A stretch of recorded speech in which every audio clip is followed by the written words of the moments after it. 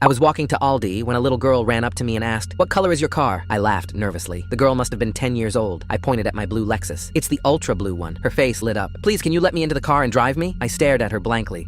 What? Please, let me in the car. I need to see it." She was tugging on my sleeve now, jumping up and down like my car was the most interesting thing she'd seen in her life. Before I could even process what was happening, a man rushed up behind her, clean haircut, polo shirt, and an apologetic smile plastered on his face. "This is my daughter. I'm so sorry about this." He scooped the girl up in one motion and she went completely rigid, like a board. Not the way kids usually react when their parents pick them up. "She has some developmental delays. We're working on boundaries." The girl stared at me over his shoulder, and I swear her blue eyes were filled with desperation. Not confusion, desperation. "She gets confused sometimes," he muttered, already walking away. They disappeared into a house 3 doors down from the parking lot, and she never broke eye contact with me until that door closed. Something about the whole thing felt disturbing, but I shrugged it off. After all, kids do crazy and stupid stuff all the time, right? I mean, just last week I saw a TikTok of a kid dragging their head against the wall for no reason, but that night I couldn't sleep. Maybe it's the way that girl looked at me, or the way she went rigid, or maybe it's just because I have male audacity. Either way, I decided to snoop around. The next morning, I walked past the same house I saw the kid and her dad go into. It was 10 a.m., but all the windows had blackout curtains, which was really suspicious. That evening, I couldn't help myself. I went for a jog past the house. Through a tiny gap in the living room curtains, I saw them sitting at the dinner table. The girl was just staring at her plate while the man talked and talked. She wasn't eating. She just sat there like a statue. By 2 a.m., I was wide awake again, and I did something stupid. I drove back to the house and parked a block away. I walked up to the house as quietly as I could, my heart pounding so hard I thought everyone could hear it. The second-floor bedroom window was cracked open. The girl was there, pressing her face against the window. When she saw me standing in the front garden, she started mouthing something over and over. It took me 3 tries to understand. "Help me." My entire body went cold. This wasn't a confused kid. This was a terrified child begging for rescue. A light flicked on behind her and she vanished from the window so fast, it was like she'd been yanked backwards. I ducked behind a bush, my legs shaking so bad I almost fell over. I was about to call 911 when something in their trash caught my eye. A prescription bottle sticking out. My hands were trembling as I read the label in the streetlight. It was ADHD medication, and the name said Emma Walsh. I practically ran back to my car, fumbling with my phone. My fingers were shaking so bad I could barely type. I Googled Emma Walsh missing. The first result knocked the air out of my lungs. The results showed a missing child poster with that same girl's face. Turns out she'd disappeared from her grandmother's backyard during a family BBQ, and no one's seen her since. The photo was definitely her. I called 911 immediately. They kept me on the phone while a SWAT team surrounded the house. I watched from my car, barely breathing. At 4 a.m., they barged into the house. I heard shouting, saw lights flashing in every window. Then the front door burst open and a female officer came out, carrying the girl wrapped in a blanket. The man was right behind her in handcuffs, screaming, "She's my daughter. This is a mistake." But it wasn't a mistake. Turns out the man was a worker at Emma's old daycare. He'd been waiting for her to be of age on her 7th birthday and kidnapped her and brought her to his house. For 3 years, he kept Emma inside in a cellar. That day at Aldi was the first time she'd been outside in years, and she was trying to tell me she needed to escape. I haven't been to Aldi since.